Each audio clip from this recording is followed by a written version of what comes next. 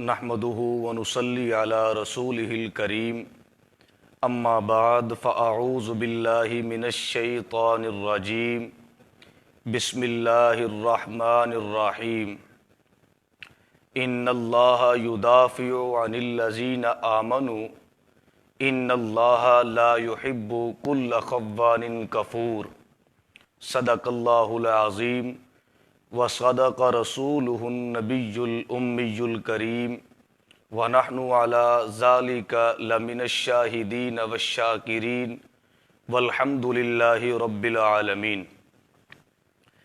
दीन व मिल्लत के तरफदार थे अस्हाबे रसूल, दीन व मिल्लत के तरफदार थे अस्हाबे रसूल, हस्तिये कुफ्र से बेजार थे अस्हाबे रसूल, रहमत हक़ के तलबगार थे अस्हाबे रसूल, रहमत हक़ के तलबगार थे अस्हाबे रसूल, दीन क़य्यम के निगहबान थे अस्हाबे रसूल। और मुझे ये शौक़ कि तुझे दिखाऊं अक्स तेरा, मुझे ये शौक़ कि तुझे दिखाऊं अक्स तेरा, और तुझे ये खौफ कोई आईने बदस्त न हो, जिनके दुश्मन पे लानत है रसूलुल्लाह की, जिनके दुश्मन पे लानत है रसूलुल्लाह की, उन सब अहले मोहब्बत पे लाखों सलाम। इंतहाई वाजिबुल एहतराम मुअज़्ज़ज़ मोहतरम नाज़रीन किराम, सबसे पहले तो मैं ख़तीब अहले सुन्नत फ़ाज़िल नौजवान हज़रत मौलाना मोहम्मद अहमद साहिब हज़ारवी दामत बरकातुहुमुल आलिया को इंतहाई मशकूर हूँ कि इन्होंने मुझ जैसे कम इल्म, कम अमल और कम उम्र आदमी को इतने बड़े अज़ीमुश्शान वसी व आरीज़ एक उन्वान से देकर फेसबुक पेज पर लाइव आने का हुक्म फरमाया। अल्लाह ताला हज़रत की मेहनत को, इस कावश को अपनी बारगाह में कबूल व मंजूर फरमाए और हम सब को सहाबाए किराम रिज़वानुल्लाहि ताला अलैहिम अजमईन की खादमियत करते हुए दीन के लिए कबूल फरमाए। अजीज़ दोस्तों, नाज़रीन किराम, हज़रत सहाबाए किराम रिज़वानुल्लाहि ताला अलैहिम अजमईन तारीख़ी शख्सियात नहीं बल्कि कुरानी शख्सियात हैं। आज किस गुफ्तगू का उन्वान चूँकि हज़रत ने जो मुझे मेरे ज़िम्मे लगाया वो दिफ़ाए सहाबा और हमारी ज़िम्मेदारी, ये बहुत ख़ूबसूरत उन्वान है। इस उन्वान पर मैं कुछ गुजारिशात आपकी तवज्जो की नज़र करना चाहूँगा। सबसे पहली बात कि हज़रत सहाबाए किराम रिज़वानुल्लाहि ताला अलैहिम अजमईन तारीख़ी शख्सियात नहीं बल्कि कुरानी शख्सियात है। सहाबाए किराम रिज़वानुल्लाहि ताला अलैहिम अजमईन का तहफ़्फ़ुज़ और दिफ़ा हर दौर में इंतहाई ज़रूरी है।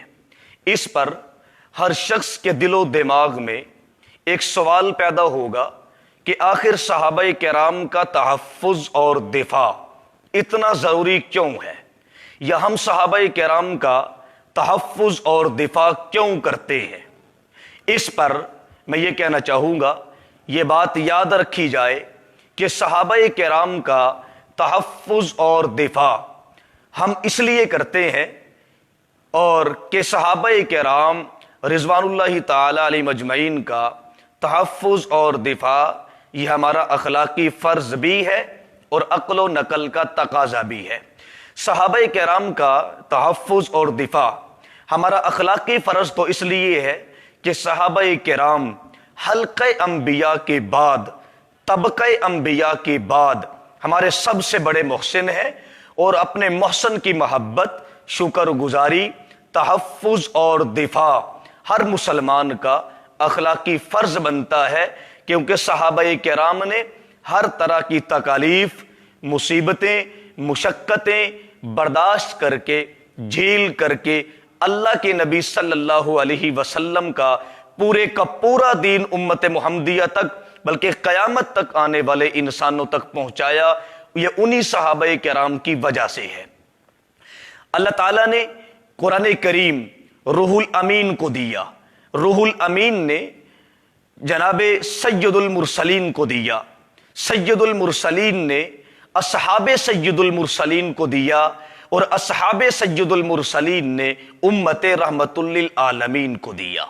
صحابہ کرام کی وجہ سے ہم تک اللہ کا قرآن پہنچا، صحابہ کرام کی وجہ سے ہم تک نبی کی سنت پہنچی، صحابہ کرام کی وجہ سے ہم تک نبی کی شریعت پہنچی، صحابہ کرام کی وجہ سے یہ دین ہم تک پہنچا ہے، یہ صحابہ کرام کی قربانیاں ہیں۔ اسی لیے کہہ رہا ہوں کہ حضرات صحابہ کرام کا تحفظ اور دفاع ہر مسلمان کا اخلاقی فرض بنتا ہے۔ صحابہ کرام سے بڑا محسن ہمارا اور کون ہو سکتا ہے؟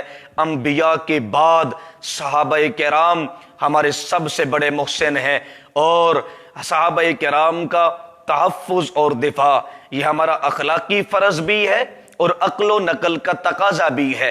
اس پر میں چند مثالیں آپ کی توجہ کی نظر کرنا چاہوں گا۔ عقل انسانی کے نزدیک صحابہ کرام کا تحفظ اور دفاع نہ صرف صحابہ کا دفاع ہے، بلکہ دفاع صحابہ میں انسان کا اپنا بذاتی اور شخصی دفاع ہے، اور ان کے عدم دفاع میں انسان خود غیر محفوظ اور غیر مقبول ہو کر رہ جاتا ہے۔ کیوں؟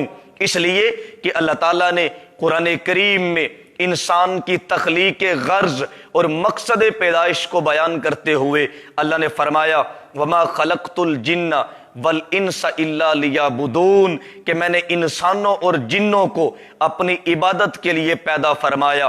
ایک موقع پر اللہ نے یوں فرمایا لَقَدْ كَانَ لَكُمْ فِي رَسُولِ اللَّهِ أُسْوَةٌ حَسَنَةٌ، کہ تمہارے لیے بہترین نمونہ جناب نبی کریم صلی اللہ علیہ وسلم کی ذات گرامی ہے۔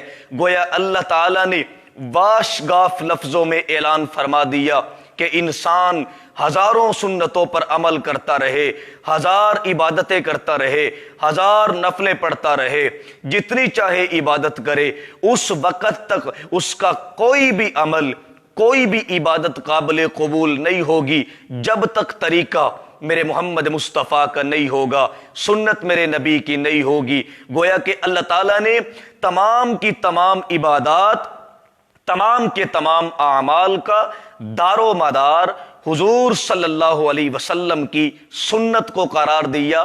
آگے ایک موقع پر اللہ نے فرمایا فَمَن يَعْمَلْ مِنَ الصَّالِحَاتِ وَهُوَ مُؤْمِنٌ فَلَا كُفْرَانَ لِسَعْيِهِ وَإِنَّا لَهُ كَاتِبُونَ۔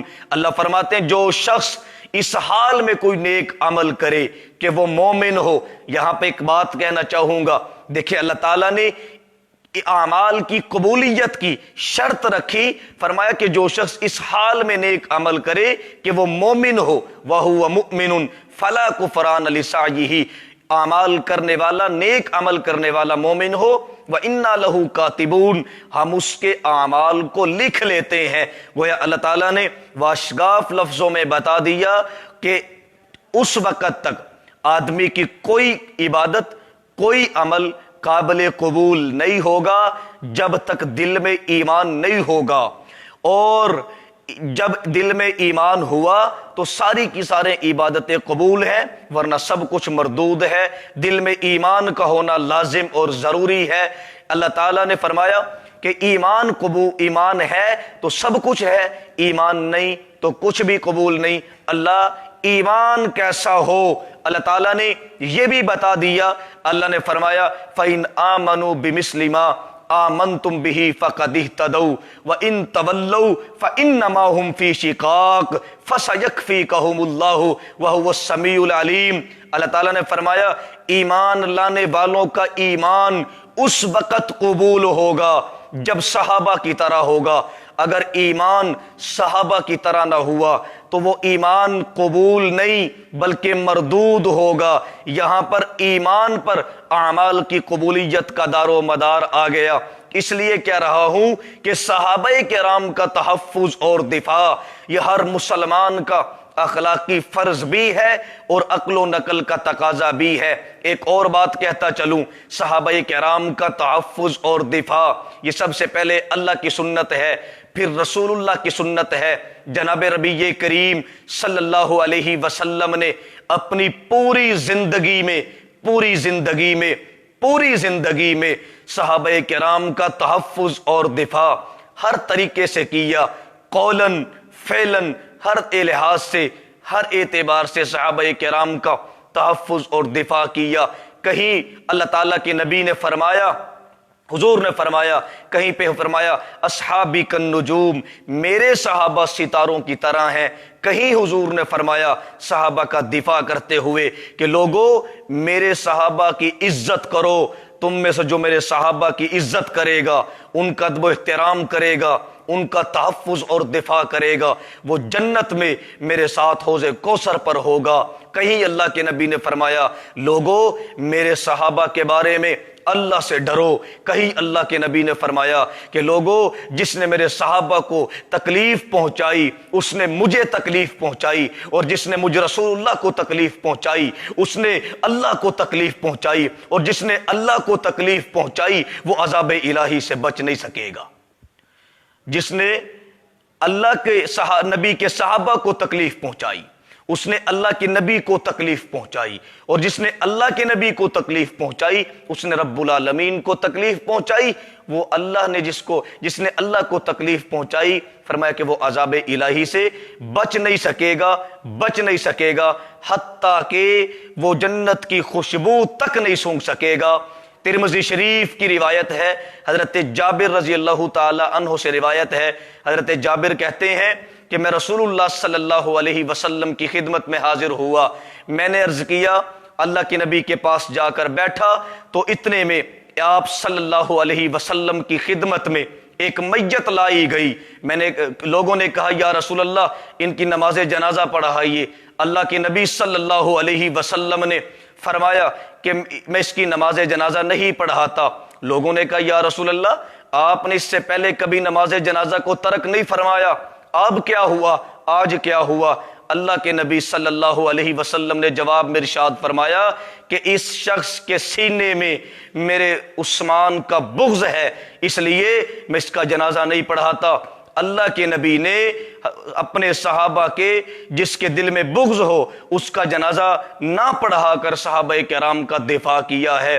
صحابہ کرام کا تحفظ اور دفاع صرف اللہ نے نہیں کیا بلکہ رسول اللہ نے بھی کیا، پھر ملائکۃ اللہ نے بھی کیا، پھر اولیاء اللہ نے بھی کیا۔ صحابہ کرام ہمارے راہبر ہیں، صحابہ کرام ہمارے مقتدا ہیں، صحابہ کرام ہمارے پیشوا ہیں، صحابہ کرام وہ لوگ ہیں جنہوں نے سب کچھ محمد مصطفیٰ، احمد مجتبیٰ، حبیب کبریا، فخر الانبیاء، سید الورا، شمس الضحیٰ، بدر التجا، آمینہ کے لال، عبداللہ کے لخت جگر، آمینہ کے نور نظر، جناب محمد الرسول اللہ صلی اللہ علیہ وسلم پہ سب کچھ قربان کر دیا، سب کچھ لٹا دیا۔ 18 ذی الحجہ کی مناسبت سے میں حضرت عثمان بن عفان رضی اللہ تعالی عنہ کی سیرت مبارکہ کی اور شہادت کی ایک جھلک پیش کرتا چلوں۔ حضرت عثمان رضی اللہ تعالی عنہ کے کیا کہنے، حضرت عثمان رضی اللہ تعالی عنہ کے حصے میں وہ سعادتیں آئی جو کسی کے حصے میں نہیں آئی۔ حضرت عبداللہ بن عباس رضی اللہ تعالی عنہ سے پوچھا گیا، اے عبداللہ بن عباس عثمان کی انگوٹھی پر کیا لکھا ہوا تھا، جبکہ محمد الرسول اللہ صلی اللہ علیہ وسلم کی انگوٹھی پر لکھا ہوا تھا محمد الرسول اللہ، اور وہی آپ کی مہر نبوت تھی۔ جب بھی آپ صلی اللہ علیہ وسلم کوئی تحریر لکھتے تو اس سے مہر ضبط فرماتے، وہ ٹھپا لگاتے تھے محمد الرسول اللہ کی جو مہر تھی۔ اسی طرح حضرت ابو بکر صدیق رضی اللہ تعالی عنہ کی انگوٹھی پر لکھا ہوا تھا الیس اللہ بکاف عبدا، اللہ اپنے بندے کے لیے کافی ہے۔ اسی طرح حضرت عمر رضی اللہ تعالی عنہ کی انگوٹھی پر لکھا ہوا تھا جس کا ترجمہ یہ ہے کہ عمر تیری نصیحت کے لیے موت کافی ہے۔ کسی نے کہا عبداللہ بن عباس حضرت عثمان کی انگوٹھی پر کیا لکھا ہوا تھا؟ حضرت عبداللہ بن عباس رضی اللہ تعالی عنہ نے فرمایا، حضرت عثمان رضی اللہ تعالی عنہ کی انگوٹھی پر لکھا ہوا تھا، اللہم احیینی سعیدا و امتنی شہیدا، اے اللہ مجھے زندگی دے تو سعادت والی، موت دے تو شہادت والی۔ حضرت اللہ رب العالمین نے حضرت عثمان کو زندگی دی تو سعادت والی، موت دی تو شہادت والی۔ شہادت کی موت بڑی کامل درجے کی موت ہے، بڑے احسن طریقے کی موت ہے، بڑی فضیلت والی موت ہے۔ یا عزیز بھائیو، شہادت کی موت کی تمنا تو 1,24,000 نبیوں کے امام جناب نبی کریم صلی اللہ علیہ وسلم نے فرمائی۔ اللہ کے نبی نے شہادت کی تمنا کی، فرمایا لوددت ان اقتل فی سبیل اللہ ثم احیا ثم اقتل ثم احیا ثم اقتل ثم احیا ثم اقتل۔ 3 مرتبہ اللہ کے نبی نے یہ جملے اپنی زبان مبارک سے ارشاد فرمائے، اے اللہ مجھے یہ بات پسند ہے کہ میں تیرے راستے میں مارا جاؤں، پھر زندہ کیا جاؤں، پھر مارا جاؤں، پھر زندہ کیا جاؤں۔ 3 مرتبہ جناب نبی کریم صلی اللہ علیہ وسلم نے یہ شہادت کی تمنا فرمائی اور یہ الفاظ 3 مرتبہ اپنی زبان مبارک سے نکالے۔ اسی طرح شہادت کی تمنا حضرت عمر نے بھی فرمائی، حضرت عثمان نے بھی فرمائی، اے اللہ مجھے زندگی دے سعادت والی، موت دے شہادت والی۔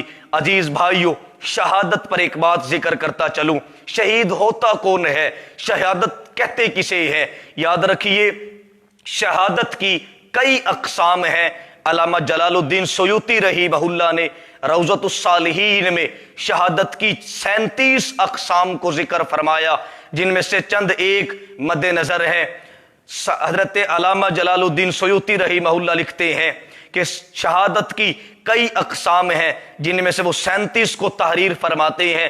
وہ فرماتے ہیں کہ پیٹ کے درد سے مرنے والا بھی شہید ہے، اور پانی میں ڈوب کر مرنے والا بھی شہید ہے، سفر کی حالت میں مرنے والا بھی شہید ہے، بخار کی حالت میں مرنے والا بھی شہید ہے، لیکن سب سے اصل اور کامل درجے کا شہید وہ ہے کہ جو اللہ کے راستے میں جہاد کرتا ہوا کافروں کے ہاتھوں سے قتل ہو جائے، اسے شہید کہا جاتا ہے، اور یہی سب سے اچھے اور کامل درجے کا شہید ہے۔ شہادت کی فضیلت کیا ہے، اس پر ایک بات ذکر کرتا چلوں۔ اللہ تعالیٰ فرماتے ہیں وَلَا تَقُولُوا لِمَن يُقْتَلُ فِي سَبِيلِ اللَّهِ أَمْوَاتٌ بَلْ أَحْيَاءٌ وَلَٰكِن لَّا تَشْعُرُونَ۔ اللہ تعالیٰ فرماتے ہیں کہ جو میرے راستے میں اپنی جانوں کو نذرانہ پیش کرتے ہیں، جو میرے راستے میں اپنی جان قربان کر دیتے ہیں، اللہ فرماتے ہیں ان کو مردہ نہ کہو، بل احیاء، بلکہ وہ زندہ ہیں، وَلَٰكِن لَّا تَشْعُرُونَ، تم شعور نہیں رکھتے، عقل نہیں رکھتے۔